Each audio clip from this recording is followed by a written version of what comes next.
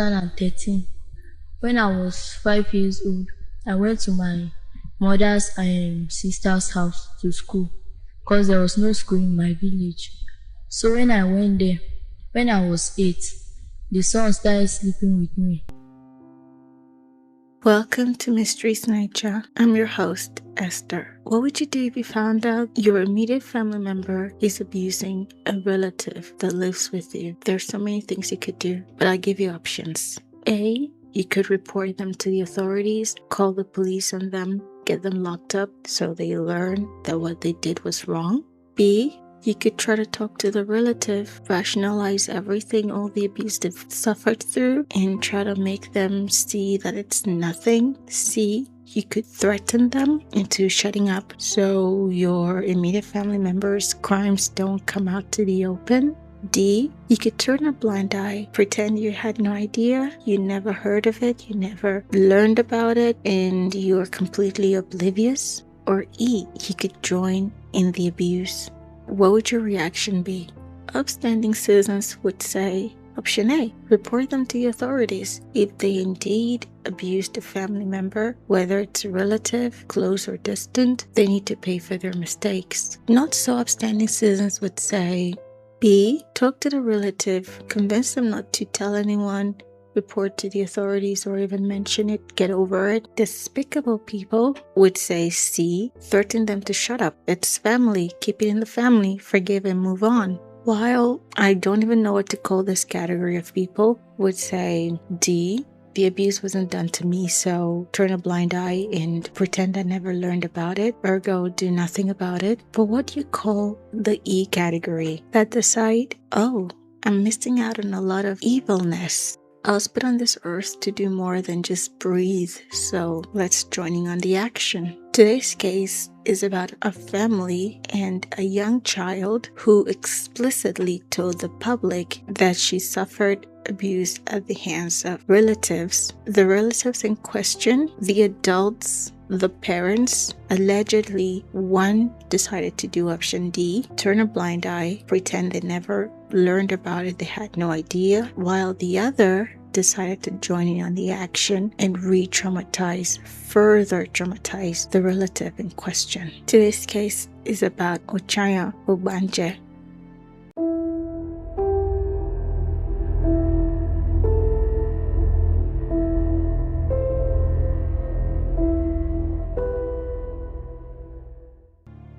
I'm a little under the weather today, and today's case is one case that I've always wanted to talk about. This was supposed to be my first episode on this show, but every single time I look into this case, I just walk away feeling so depressed, so sad, and it triggers something in me that I wasn't able to confront just yet, because for so long I kept telling myself, no, this can't be it.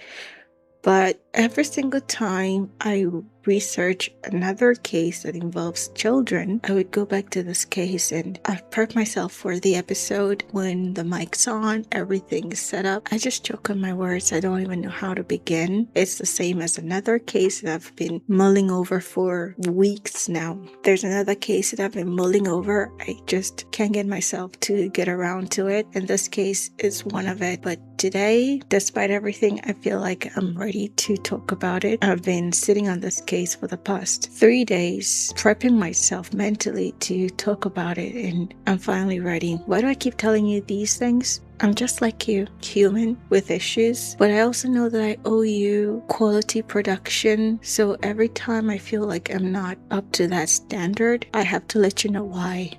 Before I tell you about this case, I need to tell you about my trigger that's been stopping me from talking about this case. It's not something that happened to me, trust me. I've been pretty sheltered. I've gone through things, but it's not this. It's something that happened to someone I knew.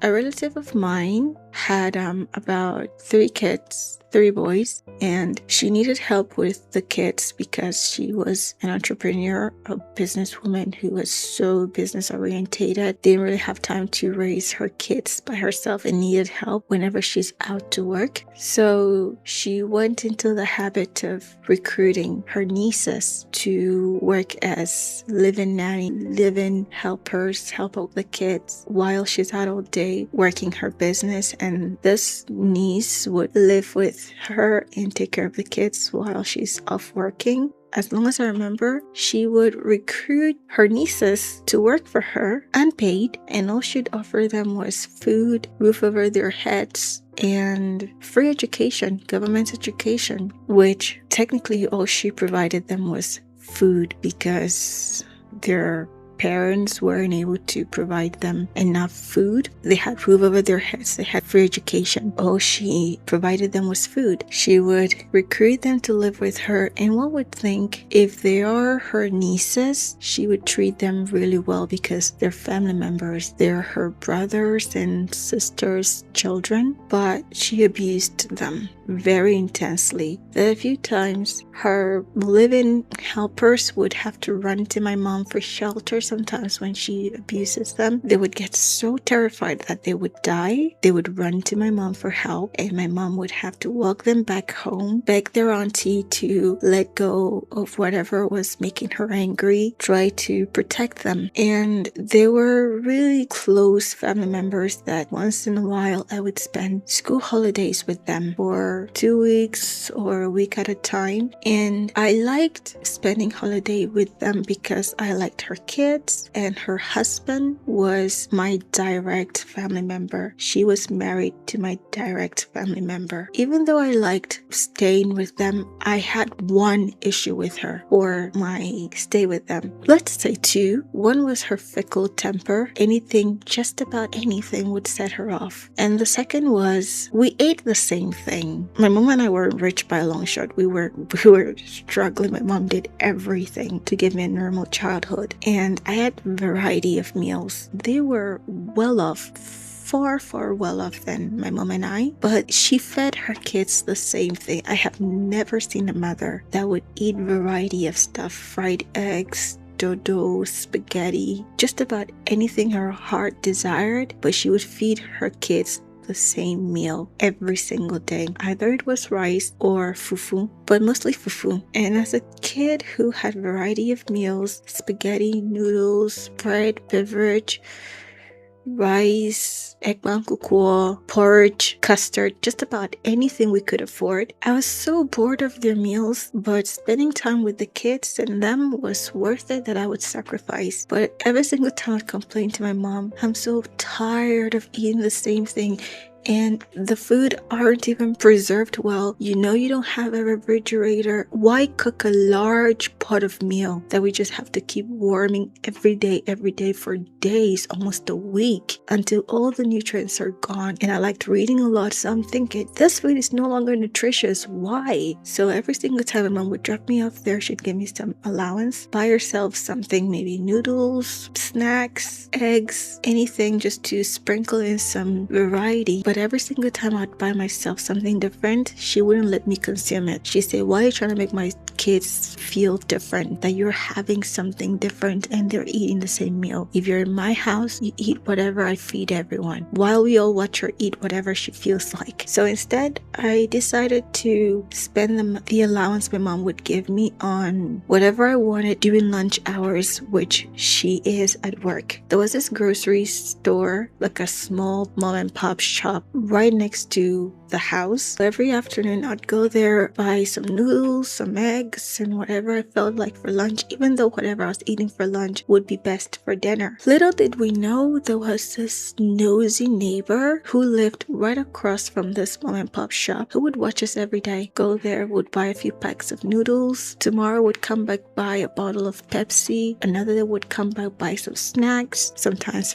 friends would visit the family, and when they leave, they would give us some money. If no adults saw them giving us money, we wouldn't mention it because there was this water gun we wanted to buy so much. If the adults took the money from us, we would never be able to get that water gun because they never got it for us. So we'd hide the money, and in the afternoon would go buy the water gun and play with it during the day and hide it in the evening. The neighbor saw us buy this. So on this particular holiday, I visited, and the neighbor saw us buy the water gun, buy some Pepsi, ran home and we're playing with it. The next day, we're out running errands as a family. The neighbor pulled her aside and told her, I think these kids are stealing from you guys because every afternoon they spend money. I see them buy a pack of noodles, buy Pepsi. Did you give them money for that? She said, no, we never ever give them money. There's fufu at home. They should eat that. Why they buy noodles? She comes home very upset.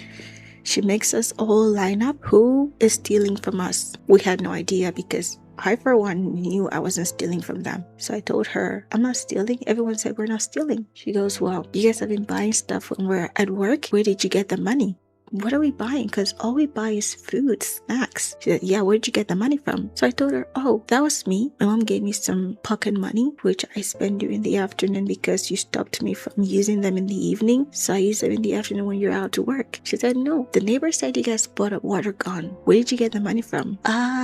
This friend that came this time gave us some money. We all put it together and we bought a few water guns. We were like 5 kids. So we bought 2 water guns and we took turns playing with it. She said, where is it? We took it out of her hiding, handed it to her. She broke it up in front of us, was now raging. She looked at me and said, you see your porcelain skin? By the time I'm done with you, you'll be hideous. For years, she had been looking for a reason to punish me. And every single time she threatened to punish me, my mom would swoop in and say, no, you're not. You're not. Whatever she did, tell me, I'll punish her myself. You have no right to lay your hands on her. You can punish her, make her kneel down, make her do chores, but you have no right to beat my child. But my mom was far away. It would take her hours to get to their house. So she's like, by the time I'm done with you, you have scribbles on your body. I will write the New Testament on your body. I'm terrified. So I snuck away when I had the chance. I called my mom and panicking. Mom, if you don't come get me right now, the next time you see me, you will not recognize me. She promised to write scribbles on my body, the New Testament. I'm terrified of her, you know that. And I was like, what did you do? I told her everything. She immediately called her. Don't you dare lay your hands on my child. I'm coming to get her right now. She was so upset. She still wanted to punish me regardless. Her husband told her,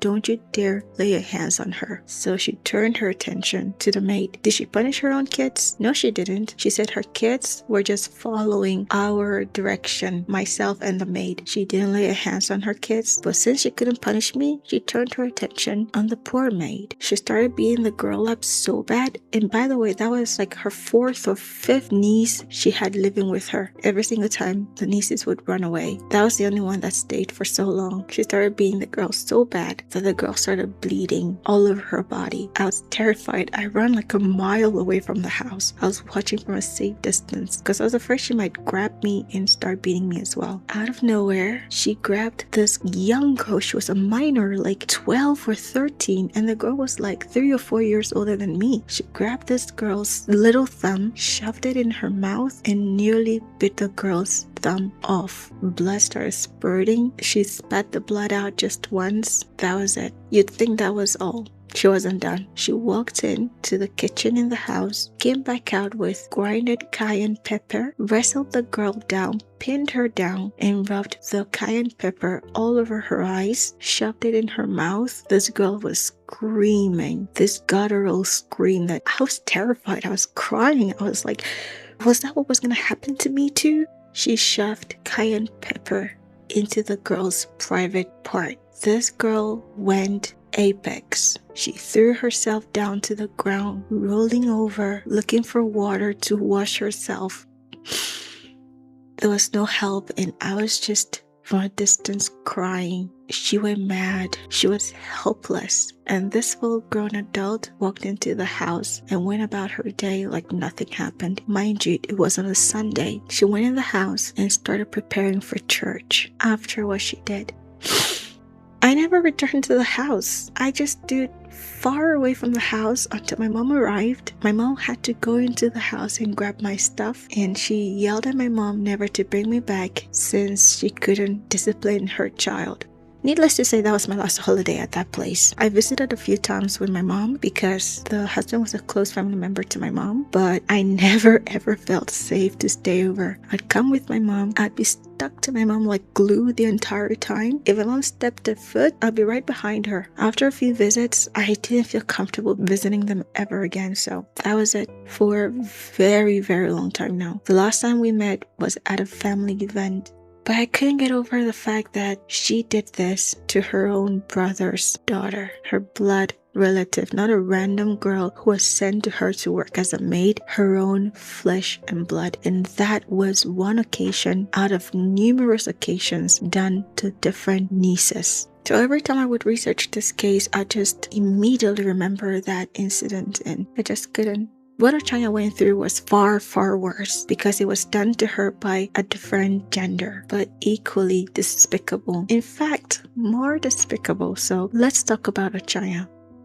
Ochanya Ogbanje was born in 2005 in Benue State, and she was born into a family of 13. She was the 11th out of 11th children. She had much older siblings, and after a few years, her family realized that she was a very intelligent girl. She was very inquisitive, very curious, asked a lot of questions, and really, really loved school. So when she was of the right age to attend school, she was admitted into the only government primary school in the community. This community was very small, very rural, that they didn't even have proper borehole water. They had a stream, very poor roads, and every morning, every day, villagers would have to take their cans of water, walk miles to the stream, fetch some water so they could have clean water to use. It wasn't really like this clean water, definitely not treated, but that was their only source of water. Needless to say, electricity was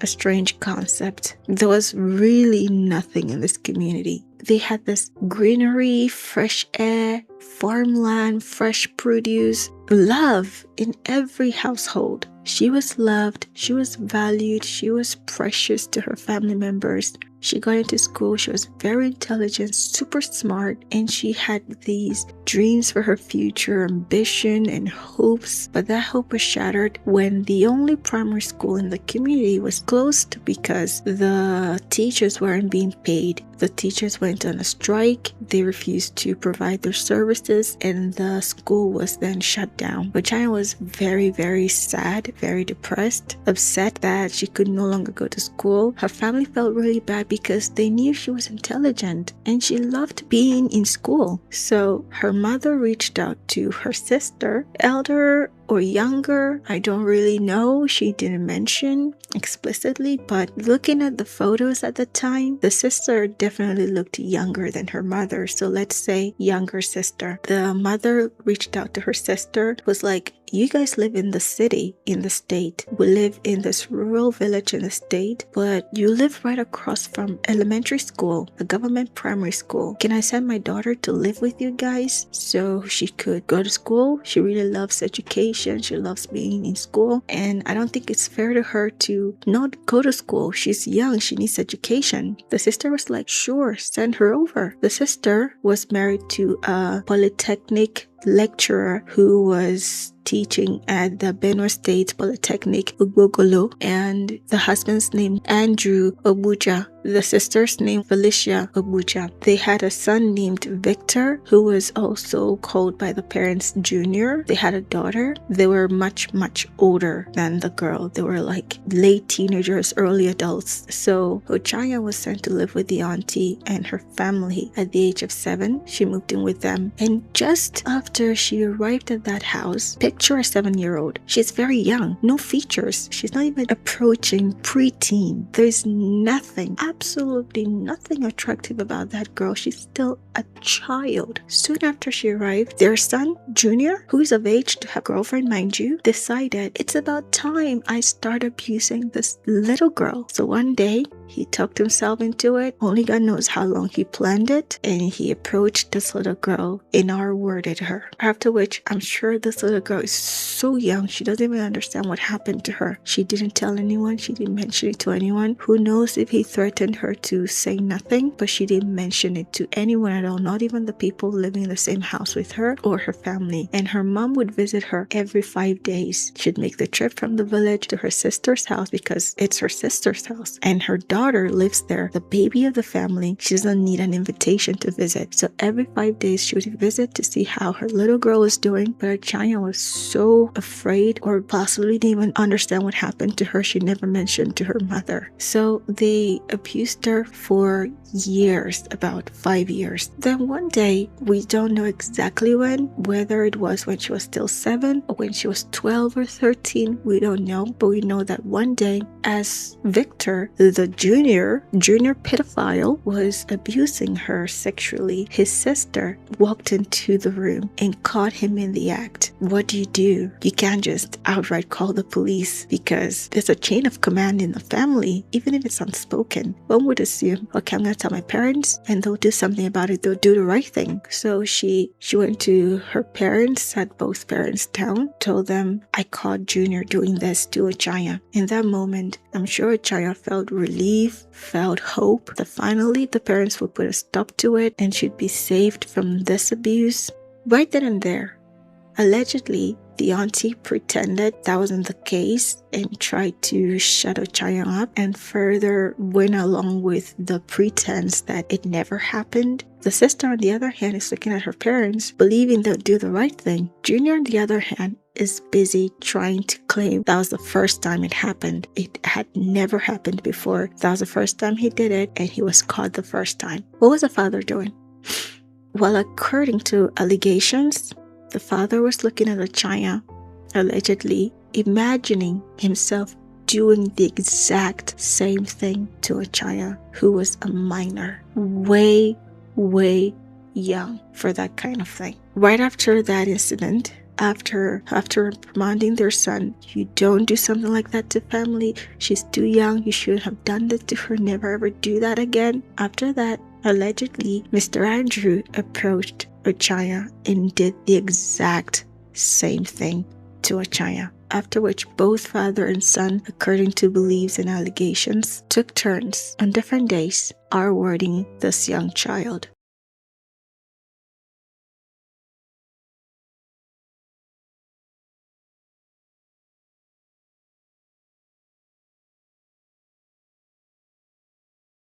One would believe it was very frequent because a few years later, Ochanya began to feel some abdominal pain. She started feeling this intense pain that was so unbearable. She felt so ill. The auntie called her family. Her parents told them, Ochanya is sick. We should take her to the hospital. The father was the one who was called. So he said he sent 5,000 naira to the auntie. It was like, take her to the hospital. The auntie later told them that she had malaria and she was treated and she's fine now. Ochanya was released from the hospital after 4 to 5 days back into the hands of her abusers. And they went right back to R-wording her all over again. When she was 12, she fell ill again, immensely sick. So sick that the auntie called the parents again, was like, Ochanya is sick again. I have no idea what's wrong with her, but she's sick. At this time, she was enrolled into middle school. It was a federal girls' college in the city. The parents came over. They took her to a federal hospital. She was admitted for another 4 to 5 days. They ran some tests on her and they couldn't find what was the cause of her illness. So eventually she was feeling a bit better again. So the parents dropped her right back into the hands of her abusers because now she's in middle school, and after that she'd be in high school, which is like the senior secondary grades. And once she would graduate, she would have to maybe go back to her parents because at least she'd be done with the common level of education, which college or university is something that privileged people get in Nigeria or most African countries, or people who are just able to sacrifice, the whole family sacrifices to send a person to college or university. But getting high school, college is pretty standard in almost every part of the world. So the parents were looking forward to, at least when she's done with that, then she could come back to us, and if we can make enough money, we would send her to college or university, which she would have to live close to wherever she's schooling and wouldn't need to live with family members. So they sent her right back to the auntie and her family to live with them. Not long after, Ochanya fell ill again, all over again, and she was taken to a hospital once more. When she got there, she stayed for 2 months and 5 days. They ran about 11 tests on her, and every time the results would be out, the auntie she lived with would intercept the results, then would come to her parents and tell them, "Oh, I got the result. I saw it,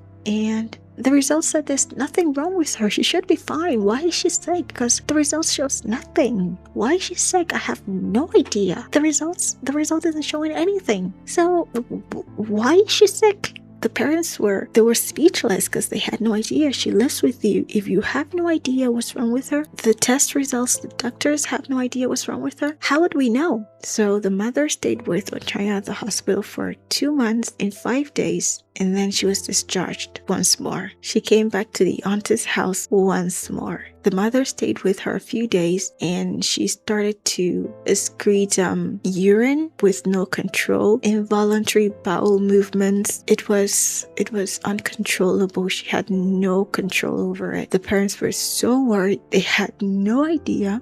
The father at this point is starting to wonder, why is she excreting all these bowel movements and urine without control? Is someone doing something to her, damaging her in some ways that's making this happen? But at the end of the day, he's thinking, no, don't think like that. These are family members. They would never do that. They're family. After she's discharged back into the care of her of the auntie, her immediate elder sibling comes to visit her at the auntie's place. The mother was there, so when the sister came, the mother went home to her husband and the other kids, and because there's another family member looking after her. The elder sister told the auntie, why don't we run more tests on her? Just to know what's wrong, because I don't believe this results that there's nothing wrong with her. There has to be something wrong with her. The auntie was like, no, she's fine. Just give her time. She'll be okay. The sister wasn't satisfied with that. She's like, we have to do something. And at that point, the sister said the auntie blew up on her. Okay, just take her back home. Take her to your parents. Take her back home. Because now you're accusing me of not caring about my niece. I'm doing everything to help her, but now you're saying I don't care about her. I don't want her to be well, so take her. The sister was like, no, auntie, that's not what I'm saying. I'm just saying we should run more tests and find answers. The auntie was like, I don't want her here anymore. Take her home with you. You're saying I don't care about her. She's my niece. She's family. Now you're saying I don't care.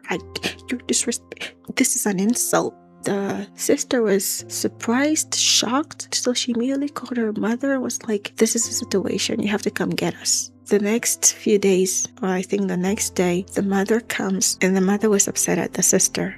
Of course my sister cares about my child. I believe her. If she said he disrespected her, I believe her. Of course she cares about my child. She cares about every of my children. In fact, she treats my children like hers. And the sister said the mother was jaded because the sister was married to what is perceived to be this successful man, has a small family, which means they can give the children a better life, and she was way well off than their mother in societal standards, that the mother put her sister on a pedestal, so she would believe her sister before anyone else. And since the sister was like, I have no idea what happened to her, trust me, I care about this child, she's my niece, the sister said the mother believed her more than anyone else. But that day they took Ochanya back home with them, and the bowel movements just kept getting worse. The immediate elder sister, I think she said she lived in Lagos, so after a few days she had to go back to Lagos because she had work and stuff. But before leaving, she told Ochanya, if you experienced anything there that's traumatizing, wrong, despicable, or anything you think wasn't right or appropriate, you need to tell us, because that's the only way we can help you. You are never going back there again. I know every single time we we drop you back there. But this time around, we are never, ever sending you back there. So if there's anything you want to tell us, you can tell us. We will believe you. She went back to Lagos. A few days later, about 2 days later, her mom called her and was crying on the phone. The sister was panicked. She's like, Mom, what's wrong? Why are you crying? The mom was inconsolable. She couldn't even piece any words together. She was just sobbing over the phone. The sister's heart broke. She was so distraught. She's like, what's wrong, Mom? You're making me scared. She was almost crying. She's like, what's wrong? Did someone die? Did Ochanya die? Please tell me what's wrong. The mom went. Ochanya said her male cousin and my sister's husband have been R-wording her for years now. She was so young, she didn't even know the word rape or sexual abuse. The word she used was sleeping with me. She was that young that was how she understood it. The mom was distraught. She called her father, told him everything. The father heard it from Ochanya. They were enraged. So the father immediately called Mr. Andrew's brother, the auntie's husband's brother. He was like, you need to come over. I heard something about your brother that is despicable. You need to hear it. The brother came over, heard everything, and the next day they went to the auntie's house, confronted her and her husband. Ochanya told us this. What do you have to say about it? Immediately, according to the parents, the auntie immediately said, oh, my husband never ever did that. He would never do that. But, our son Junior did. One time. He did it one time. He knows no better. He doesn't know better. He didn't know what he did was wrong. And it was just one time. And the sister caught him and we reprimanded him. And that was it. Never ever happened again. It was a one-time mistake. Ochanya's parents told them, she said your husband did it as well. The auntie allegedly blew up on them. My husband would never do that. He said he didn't. He would never do that. I'm telling you, our son did it once, but it was a mistake. So get over it. People make mistakes. He's a child. He knew no better. At this point, he's an adult. And he didn't know that R-wording a child that was like from 7 to 12 years old, almost 13, was wrong. It was a mistake. In that moment, Ochanya's mother was no longer jaded. She realized, I sent my daughter, our baby, to hell. I trusted my sister, and this is all she has to say, that her son doing this to my child was a mistake. They called the police the next day, and Mr. Andrews and the son were arrested. They were taken to the station. They asked them what happened. Suddenly, the auntie and her husband and everyone else in the family were like, nobody touched her. According to reports and allegations, they were saying nobody touched her. In fact, we never ever said that Junior touched her once. Nobody in this family touched her. If she's sick, we have no idea what's wrong with her. Go find out yourself, because we don't know what's wrong with her. Nobody did anything to her. All we did was give her a roof, food, and sent her to school. We have no idea what's wrong with her. Further tests were carried out, and that's when they realized she had what is known as vesico-vaginal fistula, which is an abnormal hole between the bladder and the vagina. And because of this opening, urine leaks continuously from the bladder into the vagina instead of leaving the body through the urethra. And there are so many things that could cause this, like pelvic surgery, especially hysterectomy, which she didn't have it. She's too young for that. No need for that. Less commonly, pelvic cancer, radiation therapy, which she didn't have that as well. Prolonged obstructed labor during childbirth, which she also didn't have that. But also severe infections or trauma, like repeated, prolonged, frequent R-wording, which was the cause of her condition. So the authorities tried to find causes to charge both father and son. They ran more tests on her, another 11 tests. They previously ran 17 tests on her, and other tests. Then they ran more tests on her, but they couldn't find definitive link between father and son to her condition. Why? My belief is because the only thing that would connect both father and son to this condition would be, say, bodily fluid, linking their DNA to the condition, to the abuse trauma. Say they found their specimen in her. But this time it's been months, weeks. She just came out of a 2 months, 5 weeks stay at the hospital. Definitely, if there were any DNA specimen in her, it's long dead and gone. So any swabbing, anything done now, they won't find any DNA specimen in her. She even said it in front of camera. You heard at the beginning of this episode that both father and son were sleeping with her, R-wording her for years. 2013. When I was 5 years old, I went to my mother's sister's house to school because there was no school in my village. So when I went there, when I was 8, the son started sleeping with me. Then when the sister caught him, the sister then reported him to the father. Then the father scolded at him, and that was when the father started. So September, when I went to school, I was not feeling fine, so I came back home. I went to Federal Medical Center in Makurdi here. I spent 2 months and 5 days there, so they discharged us. When I now came home, then that was when I told my mother that when I was in my uncle's house, my uncle and his son, they were sleeping with me.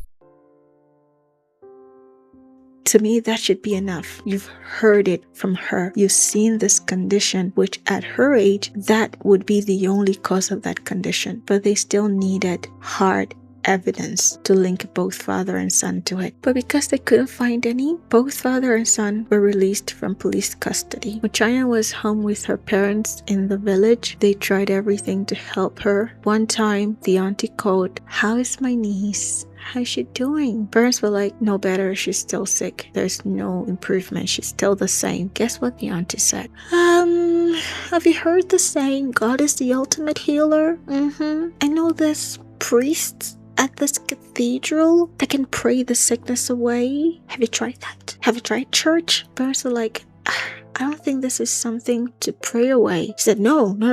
God is the Almighty. He is the ultimate healer. In fact, I am volunteering to take her to the priest myself. She came over, took Ochanya to the church, stayed with her for like a week or so. They prayed for her, tried to help her religiously, and she felt slightly better. She improved. I don't know. Maybe God really did come through for her, helped her. Maybe the prayer worked. Or maybe it's just because she was not facing the abuse anymore for some time, that her body did everything to heal her, which is what I would like to believe the most, because personally, I believe there's some things that can be prayed away, like psychological conditions, emotional conditions, say temper issues, depression, despair, excessive behavior. I think like those are things that prayer can help you bring some awakening, spiritual, emotional awakening, enlightenment even. But there are some conditions that you need medical help to improve. But I also like to believe maybe a few weeks away from the abuse gave her body a chance to try to save her in some way, so she started to improve. When she started to improve, the auntie brought her back and was like, there we go, I've done my deed. The parents had her for a while. She turned 13 and the condition again started to worsen. At some point, the parents didn't know how to help her anymore. They didn't have the ability to help her anymore. So they sent her to a home that had people with more finances, more hands to help her. They sent her there. She was assigned to this room and the management did everything to support her. And according to the management, she was very joyful, very positive, and this lovely girl, despite everything she went through, if music was being played, all the other kids at the home would start dancing. And these were all kids who went through so much in their lives, like orphans, kids who were victims of R-wording. Some even end up as single parents, teen parents and stuff. They would all have these moments where they try to enjoy life as children. So they'll start dancing and just try to enjoy these little moments. Ochanya at this point could no longer walk well or even handle herself by herself, but she'd join the kids. She'd start dancing slowly, and a few times she would trip and almost fall, and all the other kids would immediately help her up and make sure she doesn't fall, and she'd dance with them. She'd be smiling, so happy and positive. All the kids at that home loved her. And then one day, the main manager of the home was out running errands. One of the kids went to checking on Ochanya. And that was, I think, on the 16th of October 2018. Went to Ochanya and she wasn't looking good. When the girl touched her, she was cold. And Ochanya told her, I think I'm gonna die. I don't feel well at all. And at this point, she had gone back to losing control of her bowels again, even telling the management, you guys should take me to church. The last time I was taken to church and I was being prayed for, I felt better. You should take me to church again. I'll feel better if you take me to church. But the management knew this is something that you need medical help for. So on this day, she told the girl, I think I'm gonna die. I don't feel well. The girl was so terrified, she immediately called the main manager and was like, Mom, please come home. They all called her mom. Please come home. Ochanya isn't fine. I think something's wrong. They came home. She had this high fever. They tried to help her. She wasn't feeling better, so they took her to the hospital. And the next day, on October 17th, 2018, Ochanya died. Could she have been saved? We don't know. Let's keep in mind, this is the capital of the state, but it's not as developed as other states in the country. Most parts of the state are mostly rural. They have a few hospitals in the state, but it's nothing compared to most of the hospitals in other well-developed states in the country. Is there any treatment to this condition? Yes. Would it completely cure her? We don't know. Depending on the level of her condition, if it's a newly formed fistula or fistulas, sometimes they may heal with continuous bladder drainage using a catheter, or sometimes even surgical repair performed by specialists could help treat the condition, or even antibiotics and nutritional supports before surgery could help with the condition. But in best scenarios, surgical repair would be needed if there's any chance of recovery. But keep in mind, this is a rural place. Yes, it's the capital of the state, but it's nothing compared to Abuja or Lagos or Port Harcourt. I don't think they had the medical skill to perform such. I mean, if the aunt is to be believed, which I don't believe her even 1%, if the medical practitioners couldn't figure out that that was the condition, how could they help her? But even if the auntie had lied to the parents, they found nothing, the hospital would never ever discharge her if they think she still needs help. So the fact that they discharged her to the parents every single time, I'm inclined to, despite my hesitation, to try my very best to believe the auntie that the medical practitioners didn't figure it out on time. Otherwise, why would they keep discharging her every single time?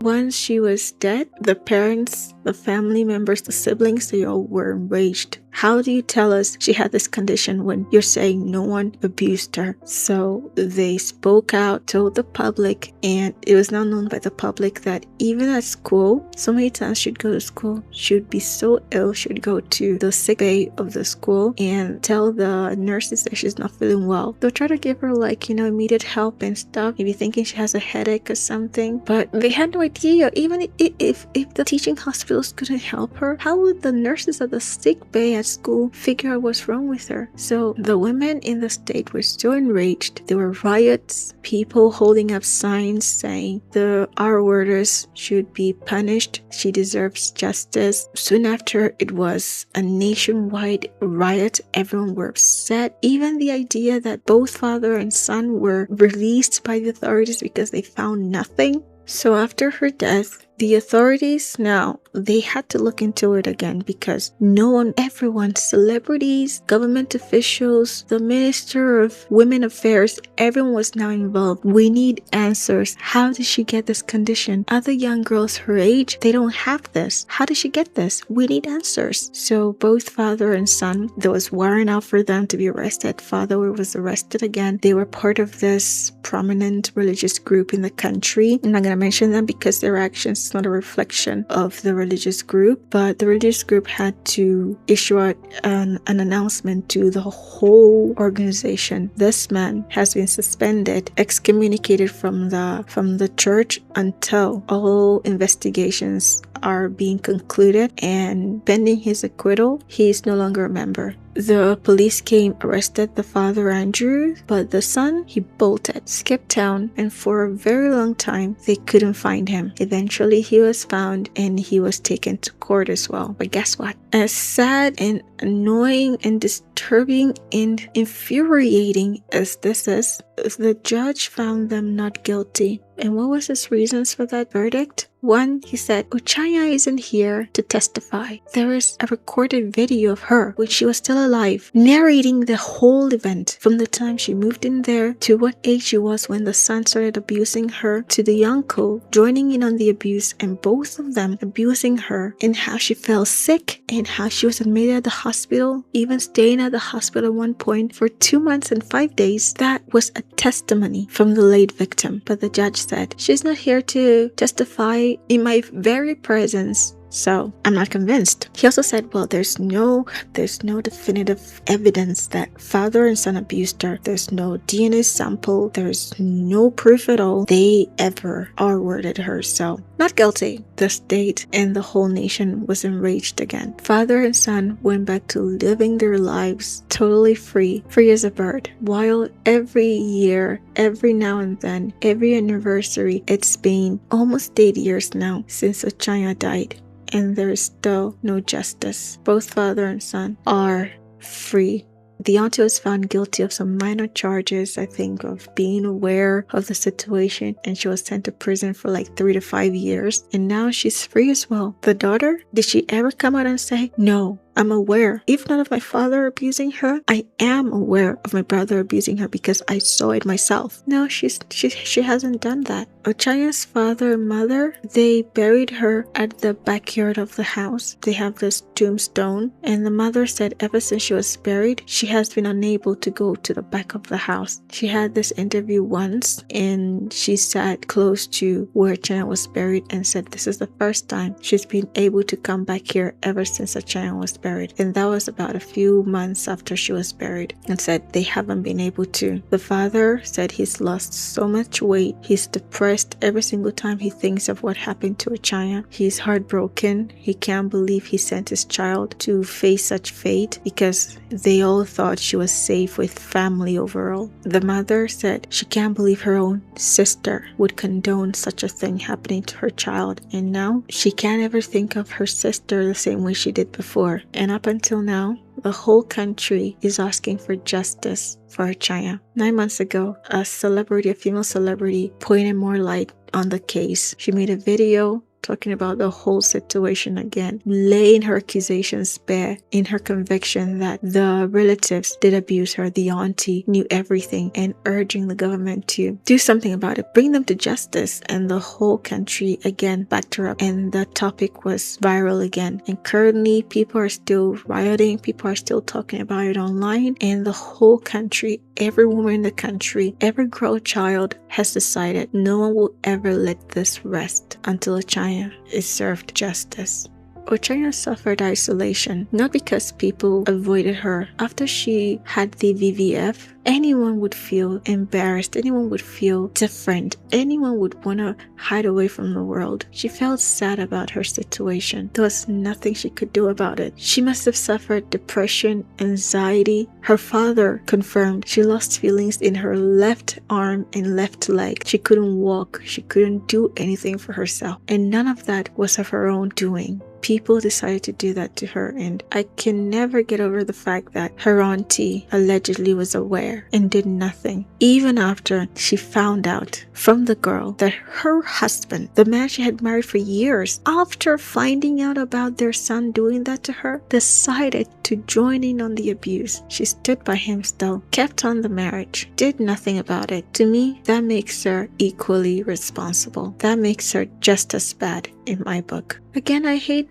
doing this to you, giving you cases with no closure, no justice, but that is the case in so many situations, so many cases, so many wrongdoings go without justice. And does that mean we don't have to talk about them? Talking about them brings more light to the case, and let's all hope that someday justice will be served. What do you think of today's case? Let me know what you think about it, and let me know if there's any case you'd like for me to talk about next time. If there was any information about this case that was inaccurate or untrue, please do let me know in the comment below. Please take care of yourself. Be careful who you trust. Live and let live. I'll see you in the next one. Bye.